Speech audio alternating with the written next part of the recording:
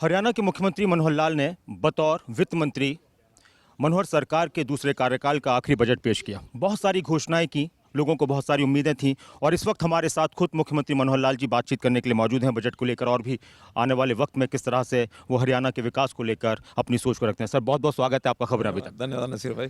मैं एक शेर से शुरुआत करना चाहूँगा।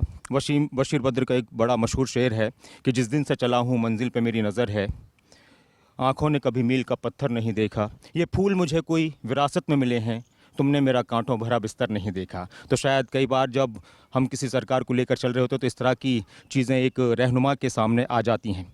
जब बजट आपने पेश किया सर और इस तरह की कोशिशें रहीं, तो सबसे पहली सोच क्या रहती है कि जनता के लिए दूसरा कार्यकाल था, एक बड़ी उपलब्धि थी, लगातार आपने बजट पेश किया कि ये सुविधाएं सबसे पहले मिलनी चाहिए ताकि ज़्यादा से ज़्यादा फ़ायदा हरियाणा के निवासियों को हो सके।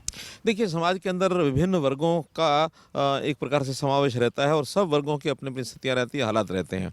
कौन से वर्ग की आवश्यकता ज़्यादा है, किस वर्ग को हमको कल के भविष्य के हिसाब से हरियाणा है, चाहे प्रदेश है, चाहे देश है, उस वर्ग को आगे बढ़ने से और हमारे समाज को लाभ हो सकता है। मसलन युवा हमारा ऐसा वर्ग है जिसके कंधों पर हमारा भविष्य है। हमारे यहाँ महिलाओं के मान सम्मान के नाते से जो उनकी समस्याएं हैं, पीड़ाएं हैं, उनको हम देखते हैं।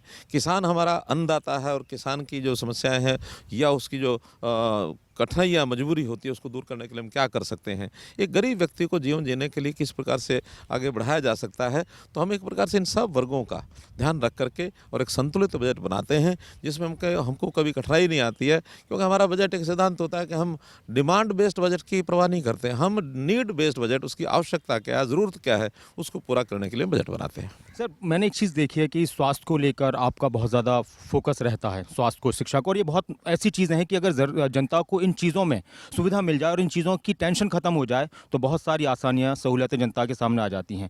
किस तरह से आप देख रहे हैं कि जब आने वाला वक्त होगा, पीएम मोदी ने कह दिया कि तीसरा बजट भी हम ही पेश करेंगे, हरियाणा के मुख्यमंत्री भी कह रहे हैं। बिल्कुल निश्चित रूप से आखिर हमने तो आज ये कहा है कि आगे आने वाले बहुत वर्षों तक इस प्रदेश में अब किसी और को चिंता करने की ज़रूरत नहीं, हम चिंता करेंगे।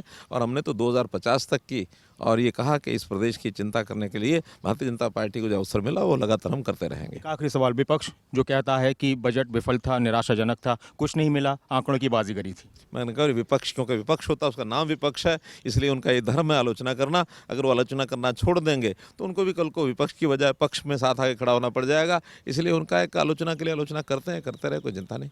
बहुत बहुत शुक्रिया सर हमसे बात करने के लिए, खबरें अभी तक से बात करने के लिए। हरियाणा के मुख्यमंत्री मनोहर लाल का बयान, और उन्होंने कहा कि जनता के हितों को ध्यान में रखते हुए हम बजट पेश करते हैं। हम डिमांड के हिसाब से नहीं बल्कि जो फ़ायदे लोगों को मिल रहे हैं उस हिसाब से हमें बजट पेश करना होता है और हमारी सोच है कि ज़्यादा से ज़्यादा लोगों को फ़ायदा मिल पाए।